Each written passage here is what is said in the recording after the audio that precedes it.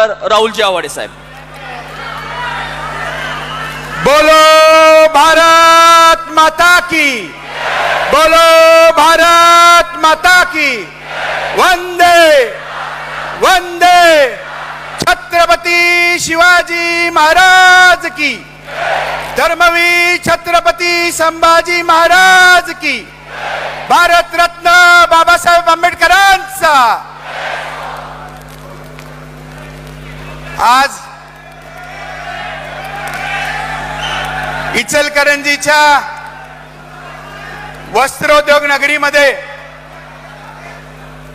महाराष्ट्राचे लाडके यशस्वी मुख्यमंत्री इचलकरंजी विधानसभा मतदारसंघातल्या 700 कोटी रुपयाच्या विकास कामाच्या पायाभरणी, भूमिपूजन या विविध कामाच्या कार्यक्रमाला इचलकरंजीमध्ये त्यांचं आगमन होतंय. या कार्यक्रमाला उपस्थित असलेले या मंचकावरती महाराष्ट्राचे उच्च शिक्षण मंत्री माननीय चंद्रकांत दादा पाटील साहेब, या ठिकाणी उपस्थित असलेले आमचे नेते, या इचलकरंजीचे माजी आमदार माजी मंत्री माननीय प्रकाश आवाडे साहेब, या ठिकाणी उपस्थित असलेले माननीय आवाडे दादा, या इचलकरंजी नगरीचे माजी आमदार माननीय हळवंकर साहेब, माननीय मकरंजी पाटील साहेब, माझे विधिमंडळाचे सहकारी माननीय अशोक पाटील, राज्यसभेचे खासदार माननीय धनंजय माडिक साहेब, या ठिकाणी उपस्थित असलेले सर्वच अशोकअण्णा स्वामी, तानाजी पवार, सर्व मान्यवर. मला 10 मिनिटं दिलेत म्हणून मी जास्त नाव घेण्यासाठी वेळ घालवणार नाही. साहेब, आपल्या या इचलकरंजीमध्ये आपलं सर्वप्रथम मला या ठिकाणी आमदार म्हणून प्रतिनिधित्व पक्षाचं करायची संधी दिली आणि तुम्ही दिलेल्या संधीचं सोनं इथं उपस्थित असलेल्या माझ्या मायमाऊली, तरुण मित्र, वडीलधारांच्या आशीर्वादानं मी इचलकरंजीचा आमदार निवडून 56,000 मताच्या लीडने या ठिकाणी निवडून येत असताना जिल्ह्यात सगळ्यात जास्त मताधिक्य या ठिकाणी घेतलं. साहेब, मला 25 सप्टेंबर अजून मला तो दिवस आठवतो. देशाचे नेते, भारतीय जनता पार्टीचे नेते, गृहमंत्री माननीय अमितजी शाह साहेबांच्या उपस्थितीमध्ये कोल्हापूरमध्ये माझा आणि अण्णांचा प्रवेश झाला. माझं तिकीट डिक्लेअर झालं आणि साहेब, माझ्या सभेला आपण इथंच थोरा चौकामध्ये या ठिकाणी आलेलात. मी आपल्याला आश्वासित केलं होतं की इचलकरंजीला मला तुम्ही संधी दिला आणि संधी दिल्यानंतर या संधीचं सोनं या इचलकरंजी आणि परिसराच्या नंदनवनासाठी, विकासासाठी मी या ठिकाणी करेन. आणि म्हणूनच आज आपण या ठिकाणी 700 कोटी रुपयाच्या उद्घाटनासाठी आपण या ठिकाणी येत आहे. याचा आनंद मला या ठिकाणी माझ्या शब्दामध्ये व्यक्त करता येईना, एवढा आनंद मला या ठिकाणी झालाय. साहेब, इचलकरंजीमध्ये काम करत असताना इचलकरंजीमध्ये आता आपण जी उद्घाटनं घेतली, साधारण 488 कोटी रुपयाची आपण भूमिवेद गटारीचं भूमिपूजन होतं, लोकार्पण सोहळा होता, पोलीस स्टेशनचं उद्घाटन होतं, 6 पिण्याच्या टाक्याचं उद्घाटन होतं. त्याचबरोबर लाभार्थी संजय गांधी निराधार योजनेच्या 4000 लाभार्थ्यांचं नोंदणी पत्र दिलं. त्या ठिकाणी 7000 कामगारांचं साहित्य दिलं. या साहेब, मी या 6 महिन्यामध्ये मी हे त्या ठिकाणी काम करून दाखवलंय. साहेब, बरोबर आज 23 मे आहे. 23 मे बरोबर 23 नोव्हेंबर आजपासून 6 महिन्या अगोदर आपल्या महाराष्ट्राच्या विधानसभेचा निकाल लागला आणि निकाल लागल्यानंतर आपल्या भारतीय जनता पार्टीचे 132 आमदार आपल्या ह्या कमळ चिन्हावरती त्या ठिकाणी निवडून आले आणि साधारण 230 आमदार महायुतीचे त्या ठिकाणी निवडून आले. देशाचे यशस्वी पंतप्रधान नरेंद्र मोदी साहेबांनी जी अपेक्षा आपल्या या इचलकरंजी जनतेमधनं केलेली ती अपेक्षा लोकसभेसाठी सुद्धा पूर्ण केली आणि विधानसभेसाठी पूर्ण केली. साहेबांनी माननीय मोदी साहेबांना पंतप्रधान करण्यासाठी आपण या ठिकाणी जी हाक इचलकरंजीला जनतेला दिलेली, त्यामुळे इचलकरंजीच्या जनतेने 40,000 मताधिक्य या विधानसभा मतदारसंघातनं आपल्या लोकसभेच्या उमेदवारांना त्या ठिकाणी दिलं आणि एक मत माननीय नरेंद्र मोदी साहेबांना आपण पंतप्रधान करण्यासाठी आपल्याला यश मिळालं. जर त्याचबरोबर इचलकरंजीचा आमदार म्हणून काम करत असताना साहेब माझ्या समोर बरेच प्रश्न आहेत, माझ्या समोर बऱ्याच मागण्या त्या ठिकाणी आहेत साहेब. प्रामुख्याने इचलकरंजीचा जो पिण्याचा पाण्याचा प्रश्न आहे साहेब, इचलकरंजीच्या पाण्याचा प्रश्न मी विधिमंडळामध्ये मांडलेला परवाच्या आपल्या बजेटच्या अधिवेशनामध्ये. त्याची मीटिंग सुद्धा आपण त्या ठिकाणी लावली.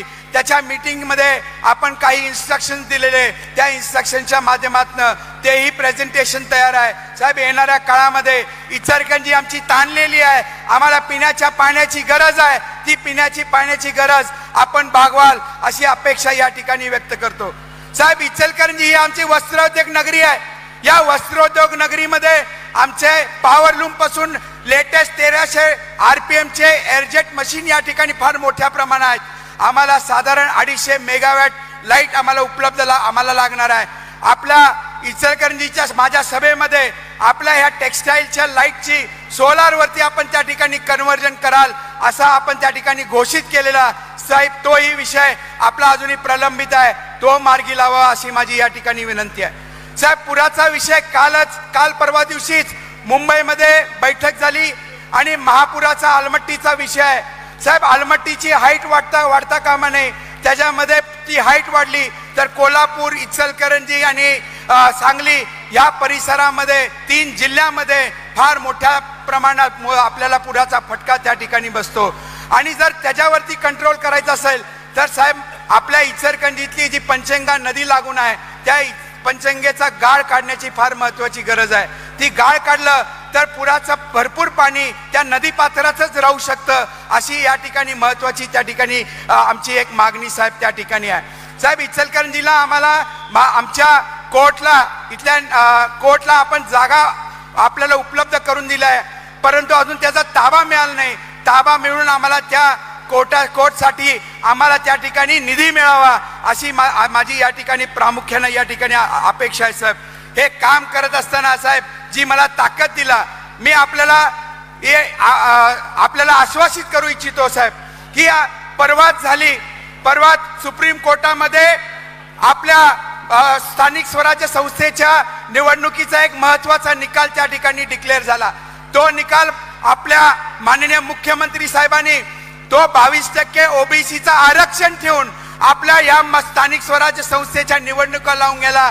आपल्याला त्या ठिकाणी महाराष्ट्र राज्याला यश मिळालं, याचा मी तुमचा मनापासून आभार व्यक्त करतो साहेब. जे कार्यकर्ते लोकसभा 2024 हे वर्ष नेत्यांचं होतं. लोकसभेच्या निवडणुका झाल्या, विधानसभेच्या निवडणुका झाल्या, परंतु या 2 ठिकाणी जे कार्यकर्ते नेते जे राबलेत आता त्यांना मान सन्मान द्यायची आज या ठिकाणी गरज आहे. आता स्थानिक स्वराज्य संस्थेच्या निवडणुकाचा मार्ग त्या ठिकाणी मोकळा झालाय. आपण तो आम्हाला या इथल्या कोल्हापूर जिल्ह्यातल्या आणि महानगरपालिका आणि इथल्या असणाऱ्या नगरपालिकेच्या निवडणुका साहेब आम्हाला स्वबळावरती भारतीय जनता पार्टीच्या तिकिटावरती आम्हाला निवडणूक लढवण्याची परवानगी द्यावी एवढे या ठिकाणी अपेक्षा व्यक्त करतो साहेब. आमच्या कार्यकर्त्यांच्या मध्ये आमच्या नेत्यांच्या मध्ये ती ताकद आहे. या महानगरपालिका ही जी पहिल्यांदा महानगरपालिका म्हणून निवडणुकीत जी होईल, महापौर हा त्या ठिकाणी भारतीय जनता पार्टीचा होईल. इथले 100% नगरसेवक या ठिकाणी भारतीय जनता पार्टीचे होतील. जिल्हा परिषदचा अध्यक्ष आमचा भारतीय जनता पार्टीचा होतील. नगराध्यक्ष भारतीय जनता पार्टीचे होतील.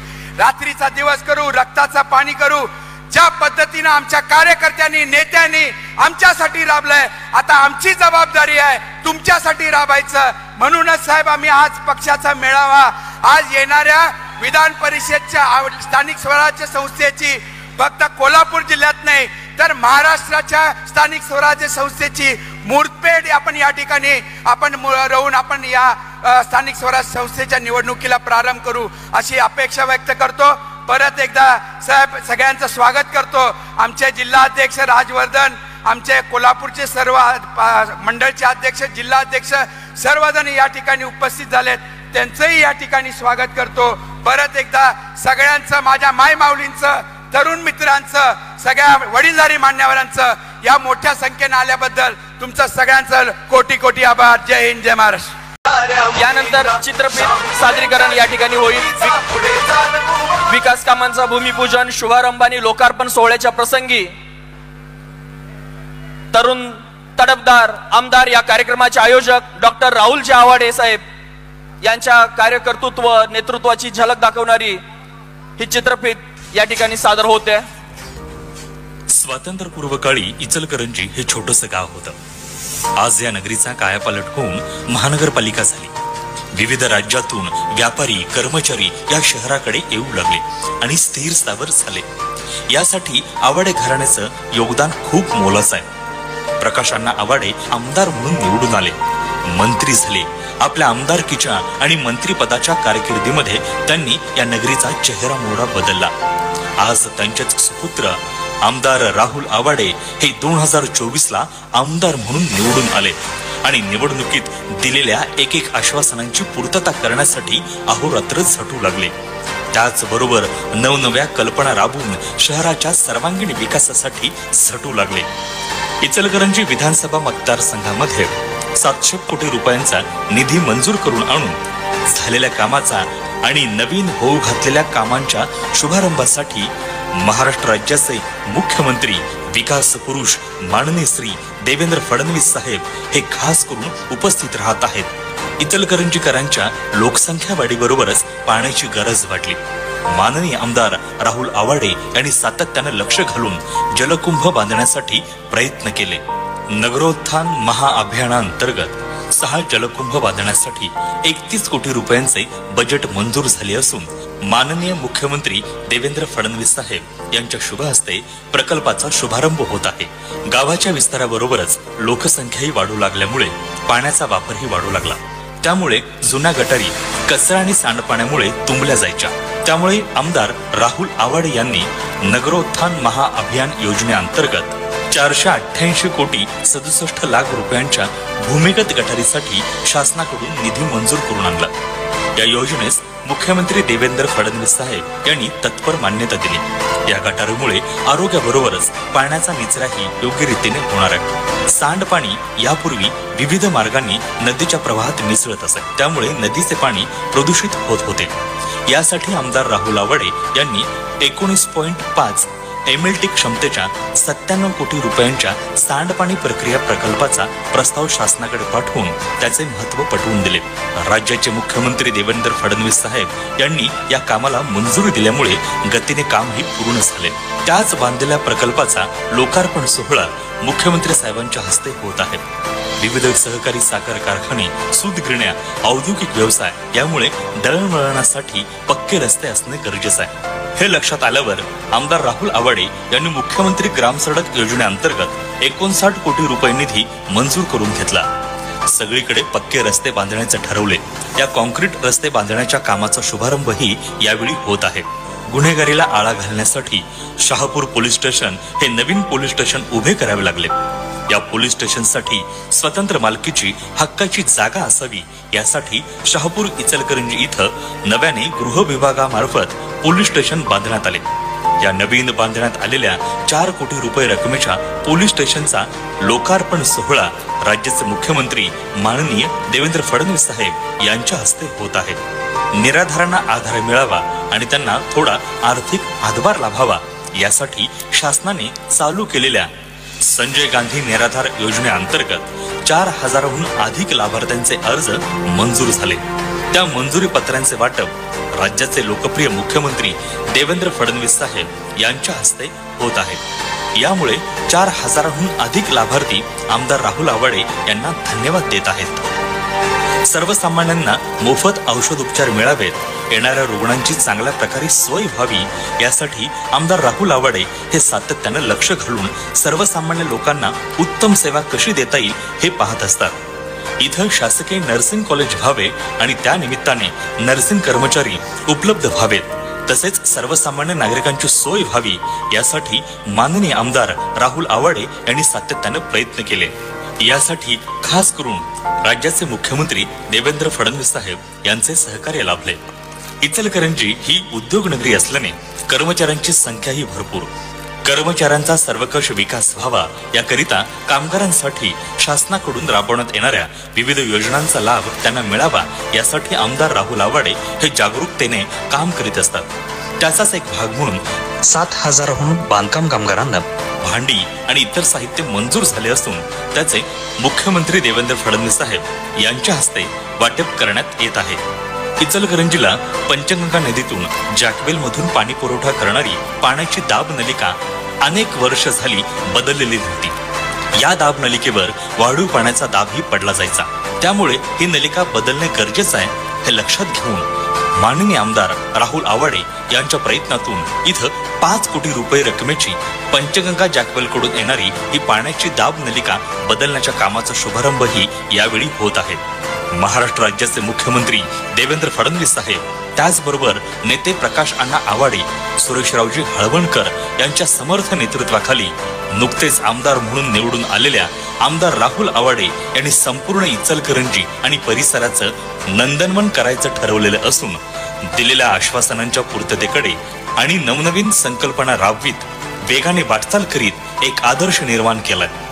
दूरदृष्टी लाभलेला मुत्सद्दी नेता, गोरगरिबांचा दाता, दीन दुबळ्यांचं रक्षण करता, गतिशील नेतृत्व, भविष्याचा वेध घेणारा सुजाण नेता म्हणून आज माननीय आमदार राहुल आवाडे यांच्याकडे पाहिलं जातं.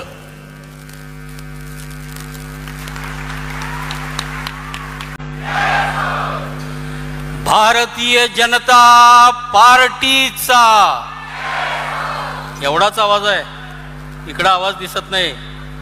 भारतीय जनता पार्टीचा जय भवानी, जय भवानी. भारतीय जनता पार्टीच्या इचलकरंजी विधानसभा मतदारसंघ आणि परिसरातील व जिल्ह्यातील प्रमुख कार्यकर्त्यांच्या मेळाव्यामध्ये आपल्या समोर बरोबर 6 महिन्यापूर्वी एकदा मुख्यमंत्री होण्यापूर्वी देवेंद्रजी इचलकरंजीमध्ये आले होते. थोरात चौकामध्ये कोल्हापूर जिल्ह्यातली सगळ्यात विराट सभा होती आणि त्यांनी शब्द दिला होता आणि देवेंद्रजीचा शब्द म्हणजे तो कुणी बदलण्याची ताकद नाही. एकदा दिला की ते शब्द पाळतात. तुम्ही राहुल आवाडेंना आमदार करा. डबल इंजिनच्या सरकारचा काय चमत्कार असतो, विकास असतो ते दाखवून देऊन तुमचं अभिनंदन करण्यासाठी मी इचलकरंजीला येईन. हा शब्द पाळणारे देवेंद्रजी फडणवीस आज आपल्या समोर आहेत. महाराष्ट्राचे लाडके मुख्यमंत्री आहेत आणि जनतेच्या मनामध्ये अलीकडच्या काळामध्ये देवा भाऊ या नावाने लाडक्या बहिणींच्या मध्ये भाऊ अशी प्रतिमा महाराष्ट्रामध्ये निर्माण झालेली. आपल्या राज्याचे नेते कॅबिनेट मंत्री चंद्रकांतदादा पाटील या मंचावर उपस्थित, वय वर्ष 95 वर्षी सुद्धा एवढ्या ताकदीनं आपल्या सगळ्यांना आशीर्वाद देण्यासाठी, भारतीय जनता पार्टीच्या कार्यकर्त्यांना शुभेच्छा देण्यासाठी उपस्थित कल्लाप्पांना आवाडे दादांचं सुद्धा मी पहिल्यांदा स्वागत करतो. माजी आमदार प्रकाशरावजी आवाडे, त्यांना तर जॉकपॉटच लागलाय. ते तर इतके वर्ष आमदार होते आणि पोरगाही आमदार झाला. त्यामुळे त्यांचा आनंद आवाडे साहेबांचा गगनात मावेना असं झालं. असे प्रकाशराव आवाडे, आपले संघटन मंत्री मकरंद देशपांडे, प्रदेशाचे चिटणीस महेश जाधव, जिल्ह्याचे दोन्ही अध्यक्ष राजवर्धन नाईक आणि विजय जाधव, चंदगडचे आमदार चंदगडहून आले. जेव्हा जेव्हा देवेंद्र येतात त्यावेळी शिवाजीराव तुमची उपस्थिती बाकी असते.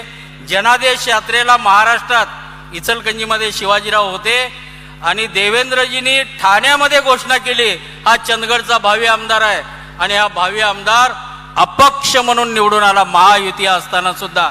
असे शिवाजी पाटील, उपस्थित सारे कार्यकर्ते बंधू आणि भगिनींनो,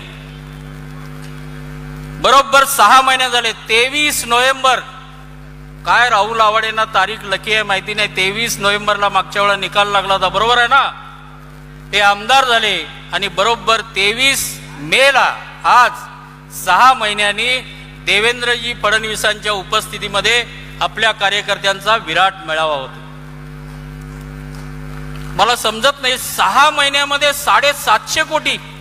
मी 10 वर्ष आमदार होतो, आवाडे साहेब 20 वर्ष आमदार होतो. आवाडे साहेब, आपल्याला जे जमलेलं नाही ते राहुलनी केलेलं आहे.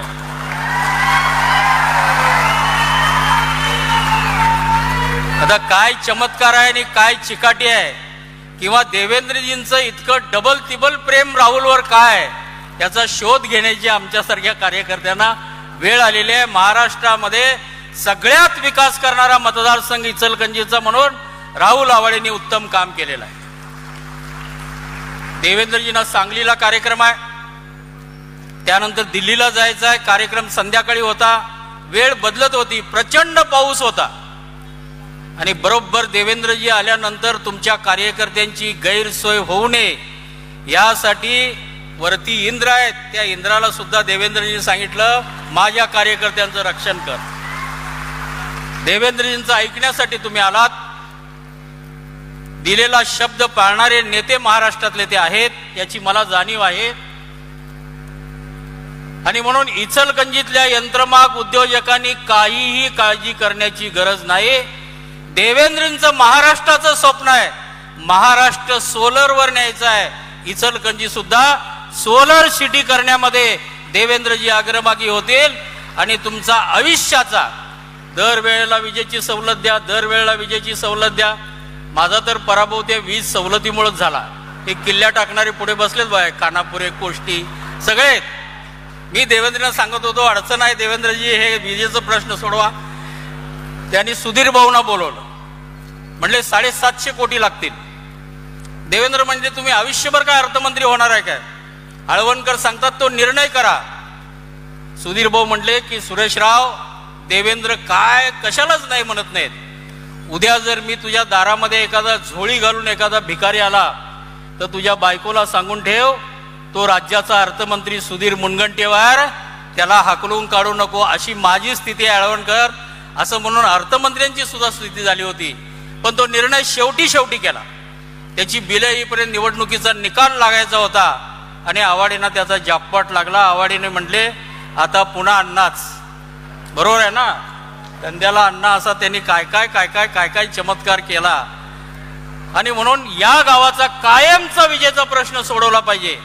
आणि पुन्हा हा प्रश्न कांद्याच्या प्रश्नावर आमचं दिल्लीतलं सरकार गेलं, त्यामुळे विजेच्या प्रश्नावर सारखा इचलकरंजीतला प्रश्न अजन्म तुम्हाला सोडवण्याचा निर्णय देवेंद्रजींनी केलेला आहे. आणि देवेंद्र दिलेला शब्द पाळतील आणि इचलकरंजीकरांना न्याय देतील. आता फक्त मी तुम्हाला एवढीच विनंती करेन की इचलकरंजीचे नगराध्यक्ष विक्रमी मतांनी मागच्या वेळा पहिल्यांदा नगराध्यक्ष अलका स्वामी झालेल्या होत्या, त्या इतिहासाची पुनरावृत्ती करायची आहे. ही महानगरपालिका ज्या देवेंद्र फडणवीसांनी केली, तो इचलकरंजीचा कमळ चिन्हाचा पहिला महापौर हा इचलकरंजीचा करण्याची जबाबदारी आपल्या सगळ्या कार्यकर्त्यांची आहे. आणि म्हणून येणाऱ्या काळामध्ये जिल्हा परिषदेचे अध्यक्ष शौमिका माडिक होते. आणि म्हणून इचलकरंजीचा नगराध्यक्ष असेल, कोल्हापूरचा महापौर असेल, इचलकरंजीचा महापौर असेल, या सगळ्यांना पुन्हा इतिहासाची पुनरावृत्ती होऊन कोल्हापूर जिल्ह्यामध्ये भारतीय जनता पार्टी क्रमांक 1 ची पार्टी करूया, असा संकल्प या निमित्तानं करूया. आणि ते तुम्ही पूर्ण कराल अशी मला खात्री आहे. आणि तुमच्या वतीनं मी देवेंद्रजींना वचन देतो की आमचा कार्यकर्ता जीवाचं रान करेल आणि या सगळ्या महापालिका आणि स्थानिक स्वराज्य संस्थेमध्ये कमळ फुलवेल, हा विश्वास तुमच्या वतीनं देतो आणि माझं मनोगत संपवतो. जय हिंद, जय महाराष्ट्र. आहेत सन्माननीय माजी वस्त्रोद्योग मंत्री प्रकाश अण्णा आवाडे साहेब. आज इचलकरंजीच्या इतिहासातला सोनेरी दिवस आहे. राहुल आवाडे आमदार झाल्यानंतर सन्माननीय मुख्यमंत्री, राज्याचे नेते, आपणा सगळ्यांचे नेते, राज्याचे भाग्यविधाते आणि ज्यांनी राज्याची सूत्र हातामध्ये घेतल्यानंतर एक स्लोगन दिली, ती अतिशय महत्त्वाची आहे. ती घेऊन आपण सगळेजण पळतोय आणि पळायचं आहे. आता महाराष्ट्र थांबणार नाही, आता महाराष्ट्र थांबणार नाही, ठामपणानं सांगणारे आमचे नेते आणि राज्याचे सन्माननीय मुख्यमंत्री देवेंद्रजी फडणवीस साहेब आज इचलकरंजीमध्ये भारतीय जनता पक्षाच्या कार्यकर्ते मेळाव्याला उपस्थित आहेत. त्यांच्यासोबत राज्याचे ज्येष्ठ नेते, राज्याचे उच्च तंत्र शिक्षण मंत्री, आमचे नेते आदरणीय चंद्रकांत दादा पाटील, व्यासपीठावर उपस्थित असलेले आमचे नेते, आमचे मार्गदर्शक, आमचे सर्व आदरणीय कल्लाप्पण्णा आवाडे दादा, आत्ताच ज्यांचं भाषण झालं ते इचलकरंजीचे सन्माननीय माजी आमदार आणि महाराष्ट्राच्या भारतीय जनता पक्षाचे उपाध्यक्ष सुरेशराव हळवणकर, आमचे ज्येष्ठ सहकारी आणि कोल्हापूरचे सन्माननीय खासदार धनंजय महाडिक साहेब, या आपल्या इचलकरंजीचे सन्माननीय आमदार, माझा मुलगा असला तरी सन्माननीय आमदार राहुल आवाडे,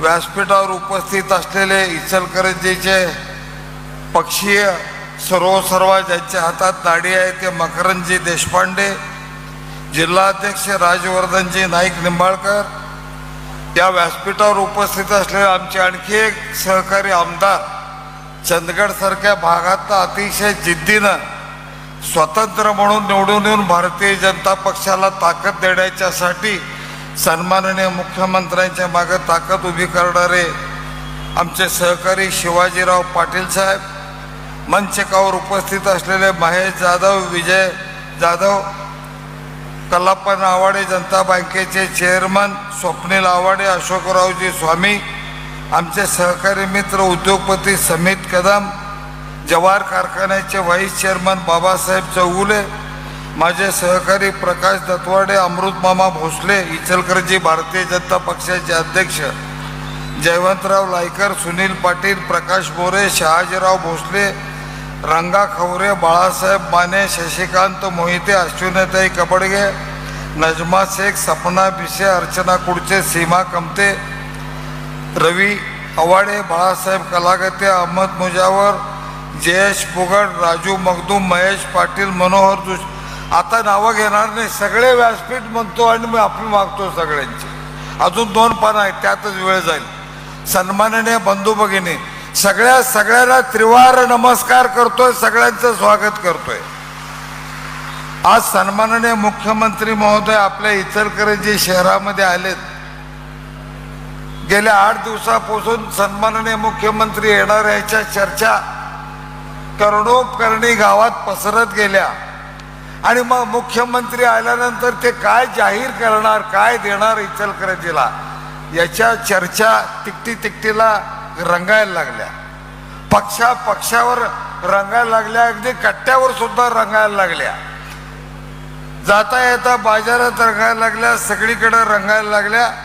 आणि म्हणून सन्माननीय मुख्यमंत्री महोदयांना मी भाषण करणार नाही, पण काही प्रश्न सांगणार आहे. एक पहिला प्रश्न साहेब, इचलकरंजीमध्ये पिण्याच्या पाण्याचा प्रश्न आहे. पिण्याच्या पाण्याच्या प्रश्नामध्ये पूर्वी आम्हाला कुंभोज वारणा नदीवरनं आम्हाला पाणी मिळालेलं होतं, ते वेगवेगळ्या कारणानं रद्द झालं आणि आम्हाला सुळकुडवरनं दूधगंगा नदीचं पाणी आम्हाला देण्यात आलं, पण तेही मिळत नाही अशी परिस्थिती. तिथं वादविवाद कसं नेत्यात बघतो, कसं देत्यात बघतो असलं चालू झालं. सगळेच आम्ही युतीतले पुढारी कोण कुणाला विचारायचं आणि कोण पुढारी कुणाला नाही म्हणायचं अशी अवस्था नेते मंडळींची झाली. म्हणून आपण मध्यंतरी एक बैठक घेतली, जिल्हाधिकाऱ्यांना आदेश दिले आणि त्याच्यामध्ये आपण सांगितलं की एक अतिशय चांगला तोडगा काढा. तो तोडगा मध्ये मी सांगितला नाही, पण आज सगळ्यांच्या समोर सांगतोय. तो तोडगा म्हणजे दूधगंगेचंच पाणी कॅनॉल मधनं येतंय, ते एकदा हसन मुश्रीफ साहेबांनी त्यांचं तळं भरून घ्यायला कागलला पिण्याच्या पाण्यासाठी त्या कॅनॉल मधलं पाणी नेलं. आमची विनंती आहे, त्याच कॅनॉल मधनं तो कॅनॉल आता रेंदाळ पर्यंत आलाय कॅनॉल, त्याच दूधगंगेचं पाणी रेंदॉलच्या कॅनॉल पासून या 4-6 महिन्यात इचलकरंजीला पाणी येत आहे साहेब. आणि हा प्रश्न कायमस्वरूपी आपण सोडवा. आम्हा सगळ्यांना पिण्याच्या पाण्याचं जे राजकारण करायला लागले विरोधक आणि आपले विरोधक सुद्धा, या सगळ्याला कुठं तर चाप लावायला पाहिजे. केवळ आणि केवळ देवाभाऊ पिण्याच्या पाण्याची व्यवस्था करू शकतात. हे सगळ्या माता भगिनींना आज आपण तिथं जाहीर करून त्यांना प्यायच्या पाण्याची योजना या ठिकाणी द्या. सगळ्यांचा तळमळीचा विषय आहे साहेब. दुसरा विषय जीएसटी अनुदान इचलकरंजी महापालिकेचं. आज महापालिका तुम्ही केली 28वी महापालिका आमची झाली आणि 29वी महापालिका जालना झाली. एका दिवशी 2 झाल्या. पहिला नंबर आमचा पडला आणि दुसरा त्यांचा पडला. आणि आम्हाला साहेब आमच्या आधीच्या सगळ्या महापालिकेला जीएसटी अनुदान देत आहे गव्हर्नमेंट, पण आम्हाला जीएसटी अनुदान नाही. आम्हाला ॲक्ट्रा अनुदानावर काढायला लागतं. आम्हाला आज मितीला ॲक्ट्रा अनुदान 130 कोटी रुपये येतं. वर्षाला 130 कोटी रुपये जीएसटी अनुदान येतं. ह्याचं ॲक्ट्राचं अनुदान येतं. आणि हेच जर आम्हाला जीएसटी अनुदान इतर महापालिकेप्रमाणे जर झालं तर साहेब आम्हाला महिन्याला 300 कोटीचं अनुदान, 300 कोटी. इचलकरंजी शहराला दर महिन्याला 130च्या ऐवजी 300 कोटी मिळणार आहेत. 170 कोटी रुपये जास्त मिळणार आहेत. आपण वेगळं काय करत नाही. महाराष्ट्रातल्या सगळ्या महापालिकांना जीएसटी अनुदान दिलंय, तेच द्यायचं आहे. ते अंतिम टप्प्यात आपल्या आदेशामुळं आहे. आज इथं जाहीर केलं तर 8 दिवसात त्या कागदा इथं महापालिकेत येईल ही खात्री आम्हाला आहे साहेब. तुमच्या नेतृत्वावर, कर्तृत्वावर आणि तुमचा शब्द प्रमाण आहे राज्यात, हे आम्हा सगळ्यांना माहिती आहे. त्यामुळे आमची विनंती की तेही आपण मान्य करावं एवढी विनंती आहे साहेब. इचलकरंजीच्या सभेला आपण आला होता, ज्याची आठवण आमचे सहकारी माननीय सुरेशरावजी हळवणकर यांनी करून दिली. त्या सभेच्या वेळी मी एकच विनंती केली होती, माझ्यापेक्षा जास्त लीडनं राहुल निवडून येणार, पण माझी एकच विनंती आहे की राहुल निवडून यायसाठी आज आपण इथे सांगा की इचलकरंजीला सोलर पॉवर मी देणार म्हणून राज्य आमचं आल्यानंतर ही मी विनंती केली होती.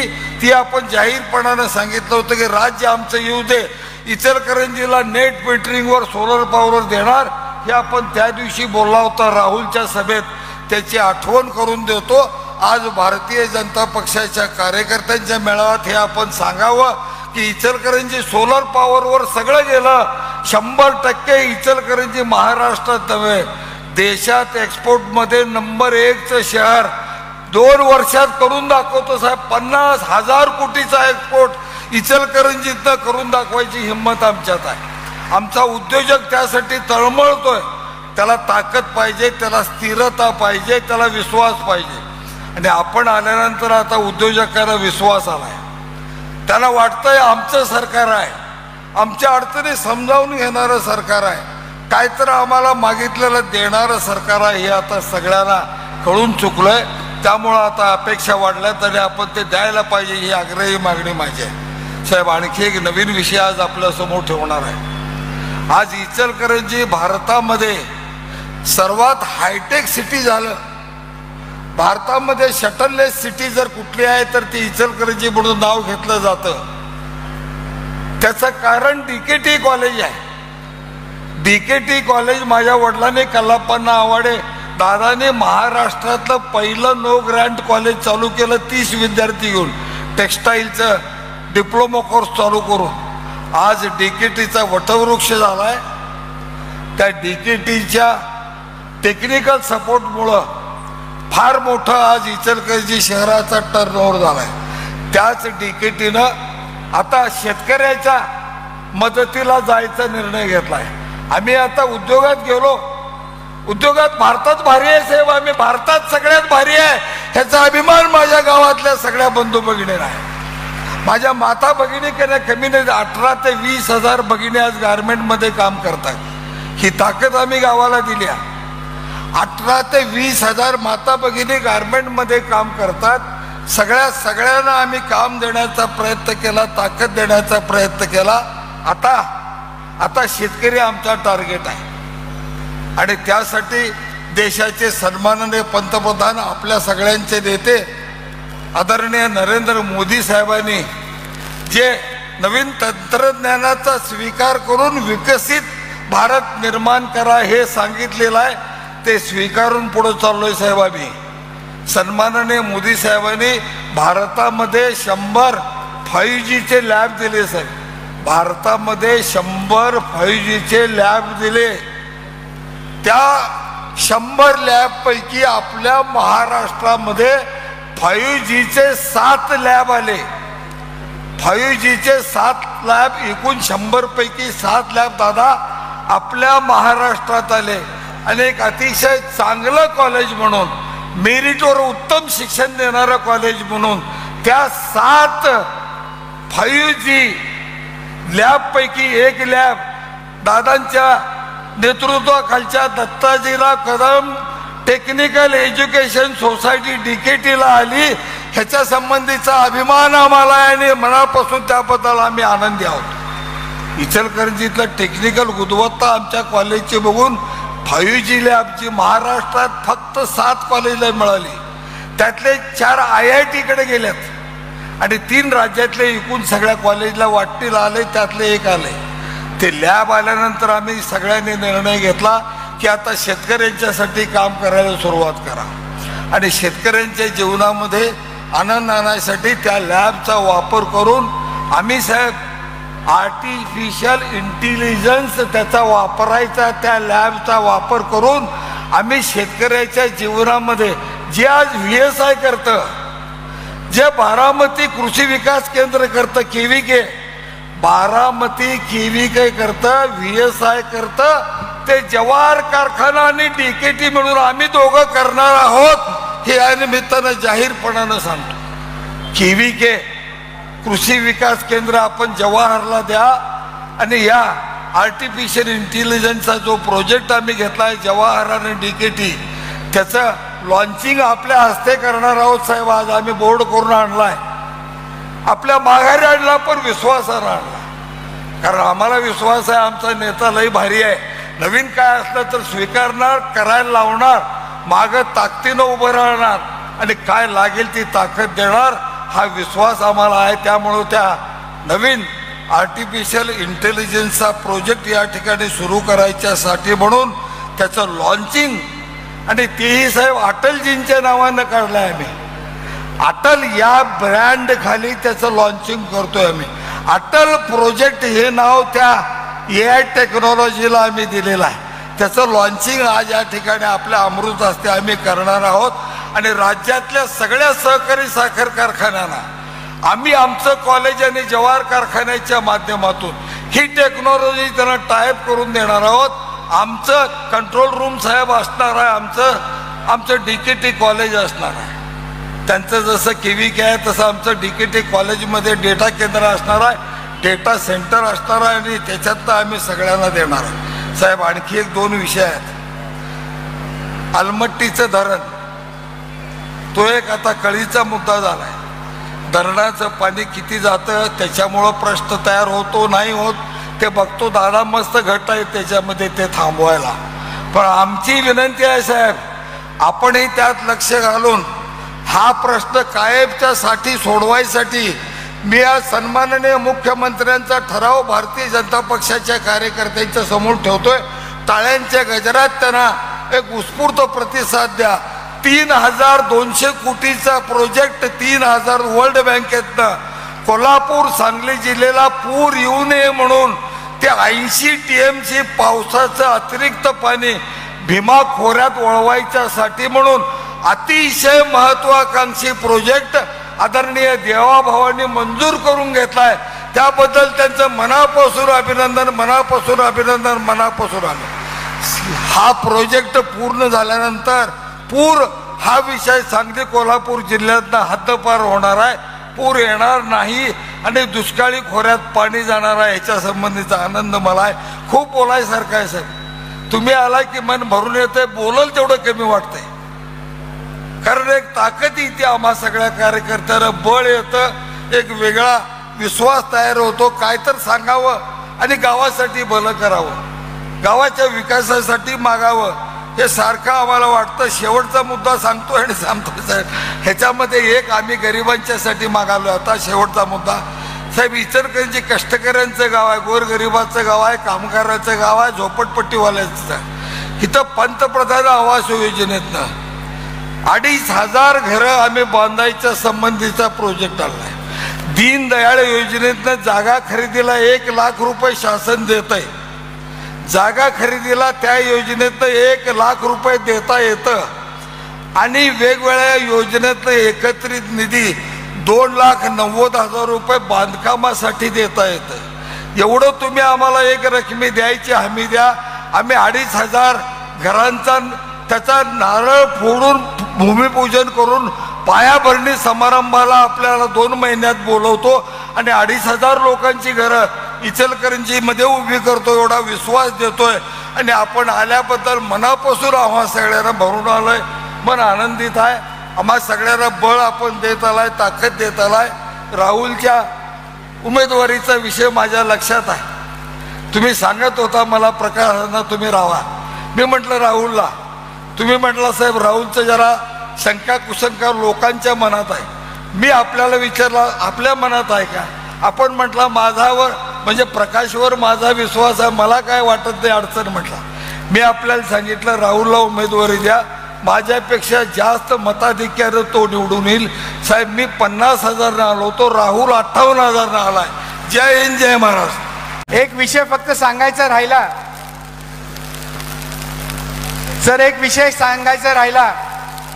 आपल्या देशाचे यशस्वी पंतप्रधान नरेंद्र मोदी साहेबांनी पहलगाम हल्ला झाला आणि हल्ला झाल्यानंतर पाकिस्तानच्या 9 दहशतवादी अड्ड्यांवरती उद्ध्वस्त केले. 100 पेक्षा जास्त अतिरेकी त्या ठिकाणी मारले आणि त्याचाच विजय करण्यासाठी सर्व इचलकरंजीतल्या सर्व मायमाऊलीने आज ऑपरेशन सिंदूर म्हणून आपल्या कुंकू आपल्या कपाळाला लावून आज या ठिकाणी उपस्थित झालेत. मी त्यांचा मनापासून या ठिकाणी स्वागत करतो, आभार व्यक्त करतो. माननीय मोदी साहेबांना आपला तो त्या ठिकाणी सन्मान आहे, एवढंच या ठिकाणी आभार व्यक्त करतो. थांबतो. जय हिंद, जय महाराष्ट्र की. छत्रपती शिवाजी महाराज की. धर्मवीर छत्रपती संभाजी महाराज की. जय भवानी, जय भवानी, जय जय जय जय जय भवानी, जय जय जय जय जय शिवाजी.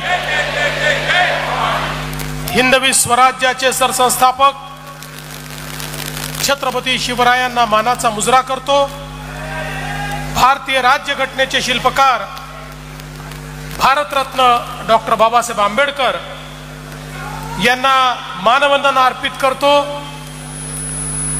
लोकमाता पुण्यश्लोक अहिल्यादेवी होळकर यांच्या चरणी वंदन करतो आणि राजश्री शाहू महाराज यांना मानाचा मुजरा करतो. आज इचलकरंजी मतदारसंघातील विविध विकास कामांचं भूमिपूजन आणि उद्घाटन आपण केलं आणि आता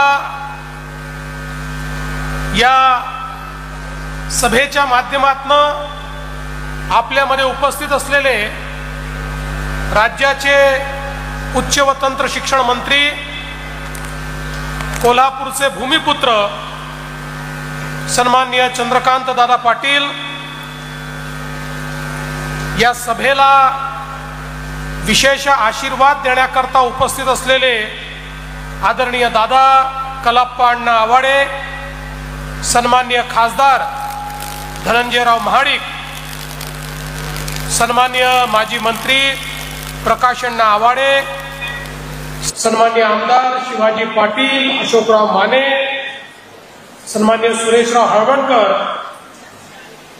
जिल्हाध्यक्ष राजवर्धन नाईक निंबाळकर, मकरंद देशपांडेजी, अशोक स्वामीजी, स्वप्नील आवाडे, महेश जाधव, तानाजी पवार, बाबासाहेब चौगुले, त्याचप्रमाणे या ठिकाणी उपस्थित प्रकाशजी, अमृत भोसलेजी आणि ज्यांच्या कर्तृत्वातून आजचा दिवस साकार झाला ते आपल्या सर्वांचे युवा तडफदार आणि लोकप्रिय आमदार राहुल आवाडेजी,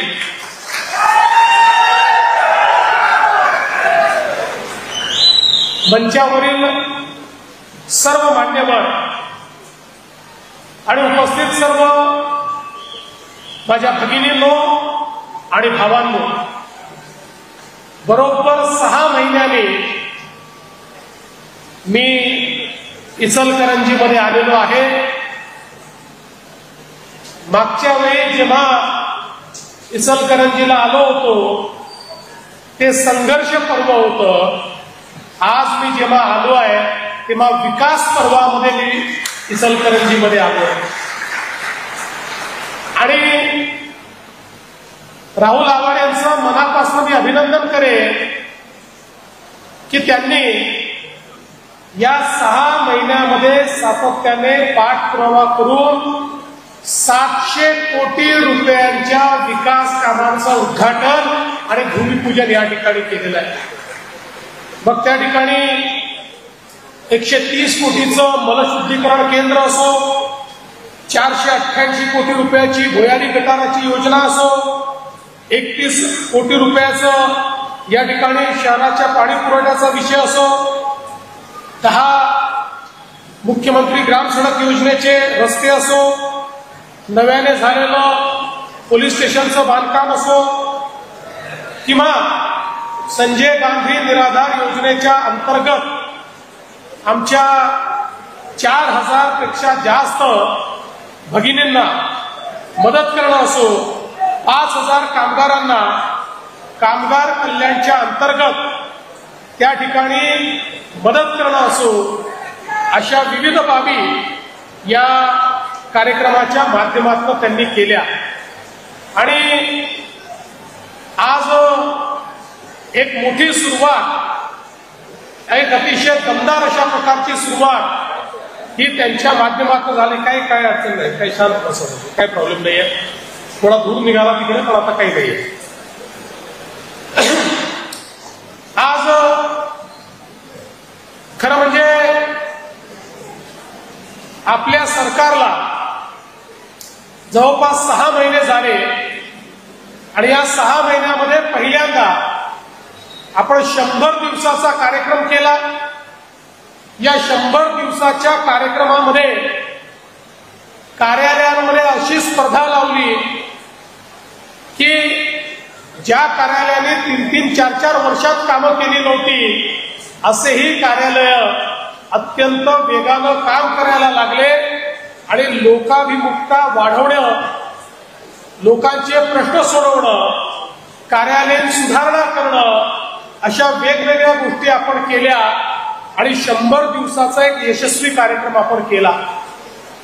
हा कार्यक्रम झाल्यानंतर आता 150 दिवसाचा कार्यक्रम आपण हातामध्ये घेतलेला आहे आणि या 150 दिवसाच्या कार्यक्रमामध्ये 3 टप्पे त्याचे आपण केले आहेत.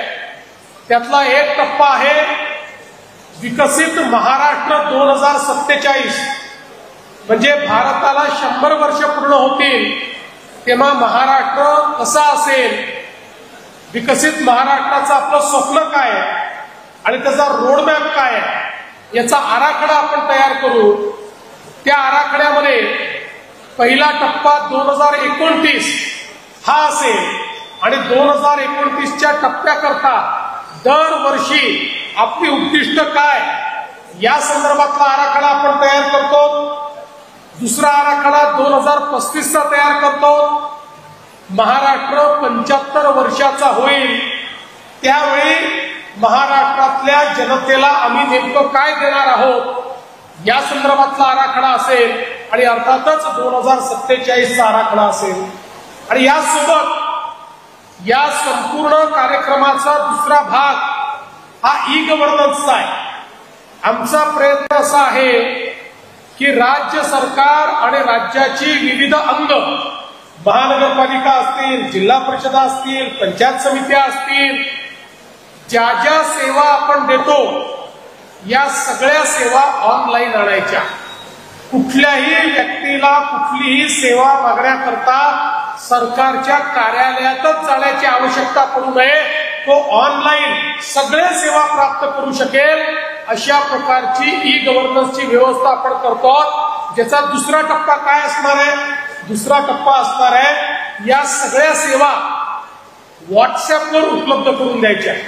म्हणजे व्हॉट्सअपवरनं तुम्हाला जन्माचा दाखला मिळेल, व्हॉट्सअपवरनं तुम्हाला इन्कमचा दाखला मिळेल, व्हॉट्सअपवरनं तुम्हाला सातबारा मिळेल, व्हॉट्सअपवरनं तुम्हाला फेरफार करता येईल. सगळ्या गोष्टी या व्हॉट्सअपच्या माध्यमातून करता येतील. म्हणजे कोणत्या सरकारी कार्यालयामध्ये चक्राच मारण्याची गरज पडणार नाही. कुठल्या बाबूला कोणाला नमस्कार, चमत्कार, वजन ठेवा वगैरे या सगळ्या गोष्टीतनं महाराष्ट्राला मोकळं करत अतिशय पारदर्शी कारभार महाराष्ट्रात आणण्याकरता हा 150 दिवसाचा टप्पा आपण हातामध्ये घेतलेला आहे. आणि त्याच्यानंतरच्या काही महिन्यांमध्ये हा पूर्णपणे आपण रोल आउट करणार आहोत. आणि म्हणून एका शाश्वत विकासाकडे महाराष्ट्राला नेण्याचा आपला प्रयत्न आहे. आज आपल्याला माहिती आहे मागच्या काळामध्ये कोल्हापूर आणि सांगली या 2 जिल्ह्यांमध्ये विशेषतः 2019ला आलेला महापूर हा आपण सगळ्यांनी बघितला. आणि इतकी भयानक परिस्थिती त्या काळामध्ये झाली. आणि ज्यावेळेस आम्ही त्या महापुराचं विश्लेषण केलं त्यावेळी असं लक्षात आलं की दरवर्षी आपल्या क्षेत्रामध्ये इतका जास्त पाऊस पडतो आणि तो इतक्या कमी कालावधीत पडतो की त्यामुळे नद्यांचं, नाल्यांचं, ओढ्यांचं आउटफ्लँकिंग होतं आणि संपूर्ण भागामध्ये मोठ्या प्रमाणात पूर येतो. आणि म्हणूनच 2019 सालीच मी वर्ल्ड बँकेसोबत एक प्रकल्प तयार केला आणि फ्लड डायव्हर्शन अशा प्रकारे हे वाहून जाणारं पाणी, पुराचं पाणी डायव्हर्ट करून आपल्याकडच्या दुष्काळी भागांमध्ये न्यायचं आणि पलीकडे मराठवाड्यातले दुष्काळी भागांमध्ये न्यायचं. त्याला आपण त्याच काळात मान्यता दिली. परंतु दुर्दैवाने मध्ये 2.5-3 वर्ष तो खंड पडला होता. मागच्या 2 वर्षात त्याला गती दिली. आणि मला सांगताना आनंद वाटतोय की पुढच्या 15 दिवसामध्ये या प्रकल्पाचा आम्ही टेंडर काढतो आहोत. आणि हा प्रकल्प पूर्ण झाला तर या भागामध्ये कुठेही पुराची समस्या उरणार नाही. आणि त्याच्यासोबत इकडच्या सगळ्या तलावांना भरून घेण्याकरता त्यात आपण व्यवस्था करतो.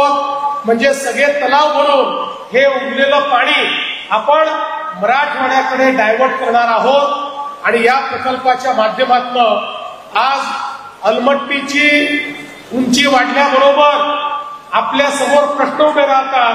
आपण ती लढाई तर करतोच आहोत. आपण त्यात कुठेही मागे हटणार नाही. आपण कर्नाटकलाही सांगितलंय आणि मी राज्याचे जलसंपदा मंत्री राधाकृष्ण विखे पाटलांना सांगितलं आवश्यकता असेल तर सुप्रीम कोर्ट पर्यंत लढाई करा. पण कुठल्याही परिस्थितीमध्ये आपल्या लोकांवर पुराचं संकट तयार होईल अशी ही परिस्थिती निर्माण होऊ देऊ नका. कालच त्या संदर्भातली बैठक आपण केली आहे आणि त्या माध्यमातून आवश्यकता असेल तर सुप्रीम कोर्ट पर्यंत आपण लढणार आहोत. पण त्याच वेळी हा प्रकल्प जर झाला तर त्यांनी अलमट्टीची उंची वाढवली तरीही आपल्याला पुराचा धोका संभवणार नाही अशा प्रकारची व्यवस्था आज या माध्यमातून आपण करतोय. आणि मला देखील आश्चर्य वाटलं की ज्यावेळी आपण हे एक्सेस पाणी किती आहे खासदार साहेब याचा आढावा घेतला तुम्हाला आश्चर्य वाटेल. 150 TMC पाणी आहे जे पुराच्या माध्यमातून वाहून जातं समुद्रामध्ये. म्हणजे तुमच्याकडे हाहाकार मचवतं. या पाण्याचा योग्य उपयोग आपण केला तर अर्धा महाराष्ट्राचा दुष्काळ हा आपण दूर करू शकतो. आणि म्हणून ही अतिशय पथदर्शी योजना आपण या ठिकाणी तयार केलेली आहे. आज आपण पाहतो एकीकडे इतकं पाणी आहे आणि दुसरीकडे इचलकरंजीला पिण्याच्या पाण्याचा दुष्काळ आहे. खरं म्हणजे मी तुम्हाला सांगतो राहुल आवाडे कुठेही भेटले तरी त्यांच्या डोक्यामध्ये इचलकरंजी पाणी पुरवठा योजनेचं काय, म्हणजे हे मला अंत्ययात्रेत मैतीते भेटले तरी बाजूला हळूचून उभे राहतात. साहेब, ते आपलं इचलकरंजीचं पाणी पुरवठ्याचं थोडं राहिलंय, आपण आश्वासन दिलं होतं ते जरा करून टाका. अरे म्हटलं जरा मय्यत पूर्ण होऊ द्या, अग्निबिग्नी देऊ, मग आपण त्याचा निर्णय करू. पण ते काही सोडत नाही. चांदोबामध्ये लहानपणी आम्ही गोष्ट ऐकली होती की ते काय वेताळ ते प्रेत खांद्यावर घेऊन चालू लागला. त्या प्रकारे किती गोष्टी त्यांना सांगितल्या तरी सगळं फिरून फिरून ते आमच्या इचलकरंजीच्या पाणी पुरवठा योजनेचं काय याच्यावरच. आणि आता तर इचलकरंजीचे लोक एवढे हुशार आहे. मी 6 महिन्यापूर्वी आलो होतो त्यावेळेस सांगितलं होतं इचलकरंजीचा पाण्याचा प्रश्न आम्ही सोडवू. मी येणार म्हटल्याबरोबर माझ्या भाषणाच्या क्लिप काढल्या, अख्ख्या इचलकरंजीत फिरवून टाकल्या. बघा, मुख्यमंत्र्यांनी सांगितलं होतं. अरे बाबांनो, आजचा प्रश्न नाही आहे, 30-40 वर्षापासून प्रश्न या ठिकाणी आहे. तो लगेच 3-4 महिन्यात सुटेल असं नाही, पण आता तो सोडवण्याकडे आम्ही निघालेलो आहोत. मध्यंतरी एक बैठक आपण घेतली, काय काय त्याच्यावरचे उपाय असू शकतात या संदर्भात सगळ्या उपायांचा विचार झाला. त्यातला इचलकरंजी करता सगळ्यात चांगला उपाय कुठला असू शकेल या संदर्भात आपण एक समिती तयार केली आणि त्यांना आपण सांगितलंय की तुम्ही तुलनात्मक अभ्यास करून कुठला आपण प्रकल्प घेतला की ज्याच्या माध्यमातून आपल्याला या शहराला पाणी देता येईल, शाश्वततेनं देता येईल आणि कमीत कमी विरोधात देता येईल. कारण कोल्हापूर जिल्हा जरा आमच्या असा ऍक्टिव्हिस्ट जिल्हा, इथे कुठलाही निर्णय घ्यायचा तर 5 पुढारी उभे राहतात, हे करू नका म्हणून, 5 पुढारी उभे राहतात करा म्हणून. त्यामुळे अशा प्रकारचा मार्ग काढण्याचा आमचा प्रयत्न आहे. त्यामुळे मी खऱ्या अर्थानं प्रकाशांना तुम्हालाही सांगतो की तुम्ही जे काही उपाय सुचवलेले आहेत, आपलं कमिटमेंट आहे इचलकरंजीला पाणी द्यायचं. नसेल तर पाणी शोधून काढू, पण पाणी द्यायचं तर आपल्याला द्यायचंच आहे. त्या संदर्भात येत्या काळात लवकरात लवकर उचित अशा प्रकारचा निर्णय हा इचलकरंजी करता आपण घेऊ आणि हे पाणी निश्चितपणे या शहराकरता आणण्याचा आपला प्रयत्न असेल.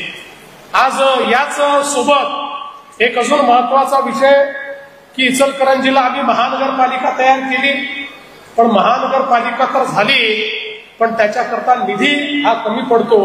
आणि म्हणून पूर्वीच्या ज्या महानगरपालिका होत्या किंवा ज्या अस्तित्वात आल्या त्यांना एलबीटीवर आधारित आम्ही जीएसटीचा परतावा दिला. मी जेव्हा मुख्यमंत्री होतो तेव्हाच तो निर्णय आपण घेतला.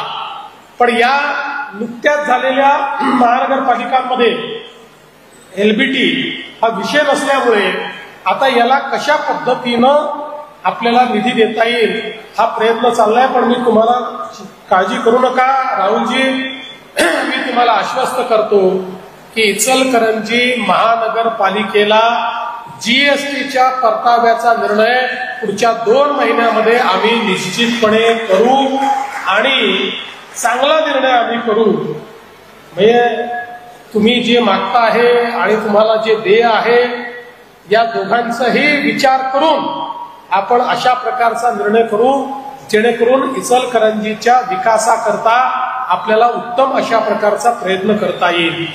यासोबत एक अजून महत्वाची गोष्ट आहे, हे आमचं मँचेस्टर आहे. कारण या ठिकाणी इतक्या मोठ्या प्रमाणात वस्त्रोद्योग आहे, ही वस्त्रनगरी आहे. अनेक अडचणींचा सामना करत ही वस्त्रनगरी त्या ठिकाणी काम करत असते. मागच्या काळामध्ये आपल्याला कल्पना आहे की वस्त्रोद्योगाला मदत करण्याकरता आपण 27 HP वर 1 रुपया आणि त्याच्या खाली 75 पैसे अशा प्रकारचं विजेची सवलत ही या ठिकाणी दिली. पण आज ज्यावेळेस चर्चा चालली होती त्यावेळेस मला एक गोष्ट पटली की आपण जर पुढचे 20-25 वर्ष सवलतीच्या दरानं दर वाढणार नाही अशा पद्धतीनं या ठिकाणी दरांची रचना करू शकलो तर निश्चितपणे प्रकाशांना म्हणाले तसं या ठिकाणून मोठ्या प्रमाणात एक्सपोर्ट देखील आपल्याला करता येईल. आणि म्हणून मी आज या निमित्ताने आपल्याला आश्वस्त करतो की आपल्या या इचलकरंजी करता आपण सोलारचं नेट मिटरिंगची एक योजना तयार करू की ज्या योजनेमुळे पुढचे 25 वर्ष एकाच दरामध्ये तुम्हाला वीज मिळेल, सवलतीच्या दरात वीज मिळेल आणि विजेच्या संकटामुळे आमचा जो वस्त्रोद्योग हा अडचणीत असतो तो आम्ही निश्चितपणे त्या ठिकाणी बाहेर काढू. खरं म्हणजे कोल्हापूर जिल्ह्यामध्ये थोडं सोलरच्या रेडिएशनचा प्रॉब्लेम आहे, पण आसपासच्या जिल्ह्यामध्ये आपण सोलर पार्क तयार करू शकतो. तशा प्रकारचा सोलर पार्क तयार करून त्या माध्यमातून नेट मिटरिंगचा उपयोग करून इथे आपल्याला मोठी सवलत आपल्या या वस्त्रोद्योगाला देता येईल आणि त्या दृष्टीनं देखील निश्चितपणे येत्या काळामध्ये आपण कारवाई करू. आणि हे सगळं करत असताना शेवटी पंचगंगेचं प्रदूषण हे दूर करणं आपल्या सगळ्यांचं कर्तव्य आहे. काही आपण एसटीपी केले आहेत, काही एसटीपी करतोय, पण तेवढंच करून चालणार नाही. तर जवळपास 70 छोट्या मोठ्या गावांचे, नगरपंचायतींचे, ग्रामपंचायतींचे एफ्लुएंट पाणी सगळं हे त्या ठिकाणी पंचगंगेमध्ये जातं. आणि म्हणून याचा एक एकात्मिक आराखडा आपण तयार केलेला आहे. केंद्र सरकारशी आपलं बोलणं चाललेलं आहे आणि त्या माध्यमातून त्याला देखील निधी उपलब्ध करून देऊन पुढच्या काळामध्ये पंचगंगेत जाणारा पाण्याचा थेंब हा कशा प्रकारे ट्रीट करता येईल हा आपला प्रयत्न असणार आहे.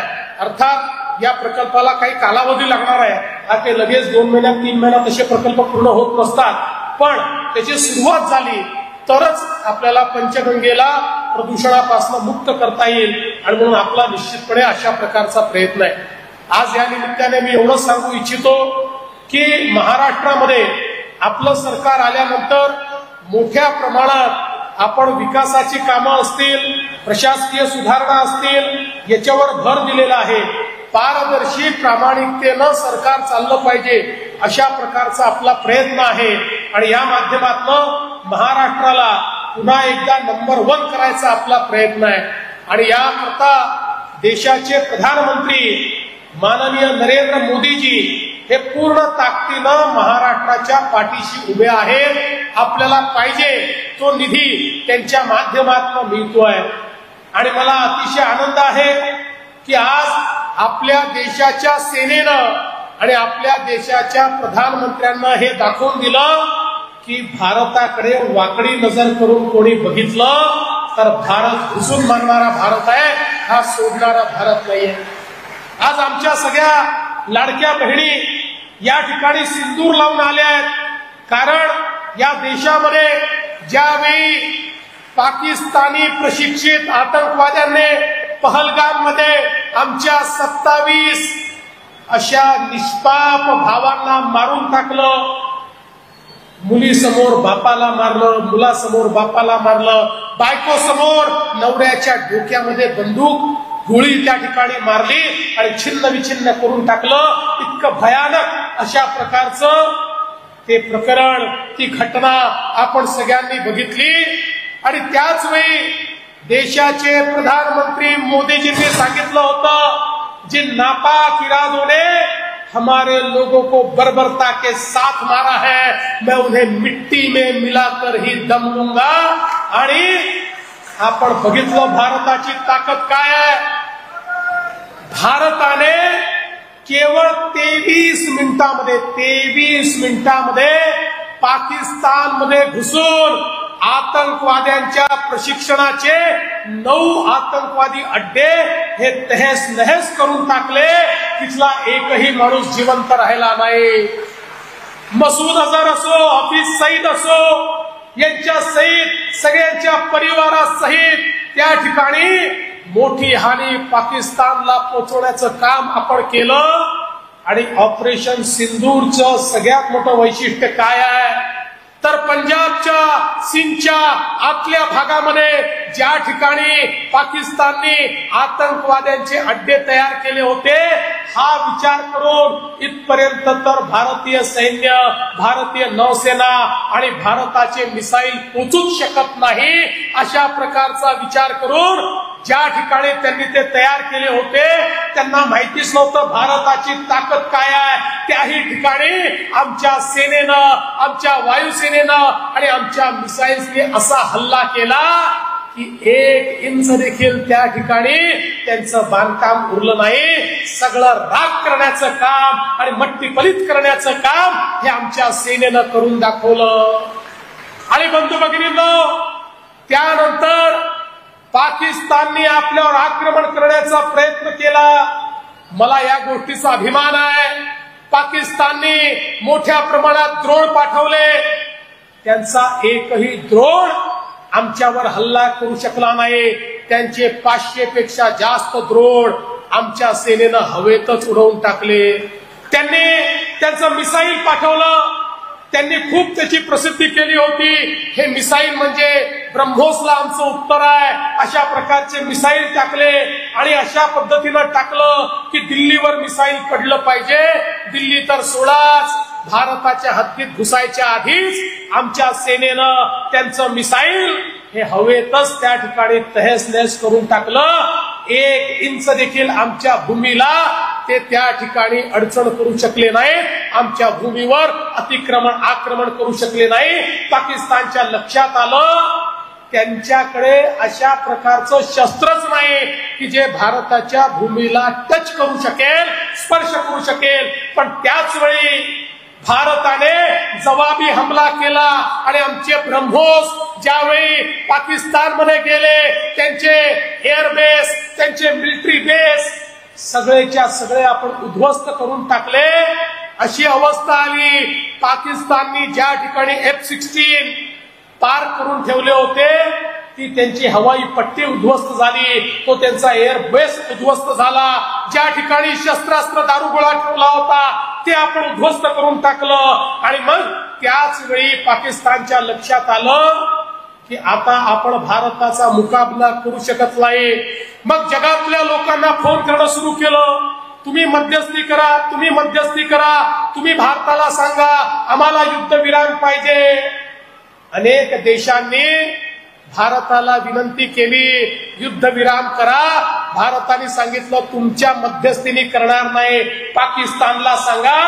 त्यांनी आम्हाला फोन करून विनंती केली पाहिजे, त्यांनी गुडघे टेकले पाहिजे, तर भारत युद्धविराम करेल. आणि मग पाकिस्तानच्या DGMOने फोन करून सांगितलं आम्ही तात्काळ सगळे हल्ले बंद करतो, तुम्ही ब्रह्मोसचे हल्ले आमच्यावरचे बंद करा. अशा प्रकारे त्यांनी सांगितल्यानंतर आणि त्यांनी गुडघे टेकल्यानंतर आपण ऑपरेशन सिंदूर त्या ठिकाणी थांबवलं.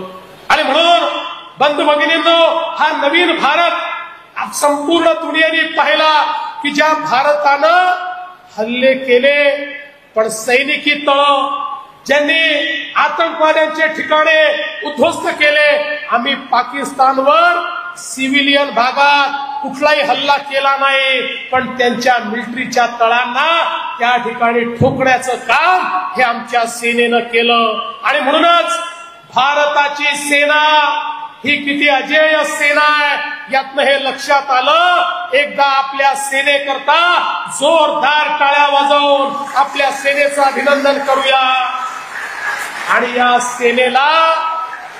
या सेनेला नेतृत्व देणारे देशाचे प्रधानमंत्री माननीय नरेंद्र मोदीजी यांच्या निर्धाराला देखील एकदा जोरदार सलाम आपण सगळे मिळून करूया. सगळ्यात महत्वाचं या युद्धाचं जर काही उपलब्धी असेल तर या युद्धामध्ये भारताने वापरलेले बहुतांश शस्त्र आणि अस्त्र हे मेक इन इंडिया होते. हे मोदी सरकारच्या काळात तयार झाले होते.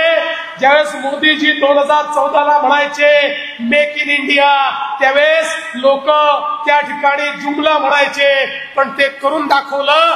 आज परिस्थिती अशी आहे, जगातले 50 पेक्षा जास्त देश भारताला म्हणतायत ब्रह्मोस आम्हाला द्या, तुमची टेक्नॉलॉजी आम्हाला द्या, तुमचे अँटी ड्रोन गण आम्हाला द्या. अशा प्रकारे आता सैनिकी क्षेत्रातही भारताने एक नवीन भरारी मारली आहे. पण मला आश्चर्य वाटतं, एकीकडे भारतीय सेनेच्या शौर्याबद्दल आमचा राहुल या ठिकाणी एक मोठा जुलूस काढतो, तिरंगा यात्रा काढतो, 2.5 किलोमीटरचा तिरंगा घेऊन या ठिकाणी फिरतो. आणि एक दुसरा राहुल पण आहे. तो दुसरा राहुल रोज विचारतो किती विमानं पडले, कसे ड्रोन पडले, कोणी पडले, कसे पाडले. मी तुम्हाला खरंच सांगतो, आतापर्यंत मी पाक ऑक्युपाईड काश्मीर ऐकलं होतं. जीवनात पहिल्यांदा माझ्या लक्षात आलं आपल्याला केवळ पाक ऑक्युपाईड काश्मीर हा धोका नाहीये, पाक ऑक्युपाईड काँग्रेस हा आता नवीन धोका तयार झालाय. कारण या काँग्रेसी लोकांची सगळी मानसिकता ही पाकिस्तानी लोकांनी हायजॅक केलेली आहे. जे प्रश्न पाकिस्तानने विचारले पाहिजे ते प्रश्न आता राहुल गांधी आणि त्यांचे चेले चपाटे या ठिकाणी विचारायला लागले. किती ड्रोन पडले, आणि एकाने तर काय शोध लावला, तो म्हणाला ते तर पाकिस्ताननी 15-15 हजाराचे चायनीज ड्रोन पाठवले होते, तुम्ही 15 लाखाचे मिसाईल कसे पाठवले. आता या मूर्खांना हेही माहित नाही की युद्धाचे ड्रोन आणि शेतीचे ड्रोन यात फरक आहे. शेतीची फवारणी करण्याचा ड्रोन हा युद्धावर पाठवला जात नाही. पण मूर्खांना समजवणार कोण, आणि त्याच्याकरता मिसाईल नाही लागावं लागत. आपल्या अँटी ड्रोन गन अशा आहेत, आणि मला सांगितलं पाहिजे एका वेळी 64 ड्रोनवर मारा करणारी अँटी ड्रोन गन ही जगामध्ये केवळ भारताने तयार केलेली आहे, ही अमेरिकेजवळ देखील नाही आहे.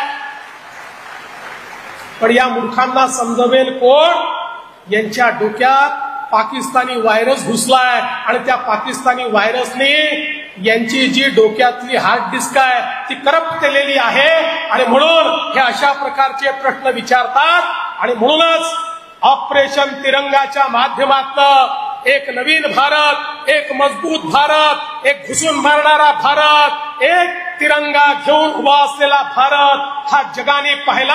आणि आमच्या महिलांचं सिंदूर पुसण्याचं काम कोणी करेल तर त्याला घुसून मारण्याची ताकद आमच्या भारतामध्ये आहे, हे दाखवण्याचं काम आज भारताने या ठिकाणी केलेलं आहे. आणि म्हणून बंधू भगिनींनो, अशा प्रधानमंत्र्यांचे मी मनपूर्वक आभार मानतो. आणि पुन्हा एकदा इचलकरंजीकरांना आणि कोल्हापूरकरांना सांगतो, सरकार तुमचं आहे, सरकार तुमच्या पाठीशी आहे, त्यामुळे काळजी करायचं कारण नाही. एक अजून चांगला उपक्रम आज या ठिकाणी आपण सुरू केला, तो म्हणजे अटल एआय. अटल एआयच्या माध्यमातून शेतीच्या क्षेत्रामध्ये आर्टिफिशियल इंटेलिजन्सचे प्रयोग आपण करतो आहोत.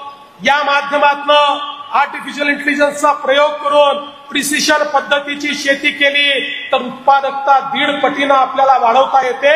आणि तोच प्रयोग या ठिकाणी केल्याबद्दल या जवाहर सहकारी साखर कारखाना आणि डीकेटी कॉलेजचं देखील मनापासून अभिनंदन करतो. आणि माझं बोलणं संपवतो. धन्यवाद. जय हिंद, जय महाराष्ट्र.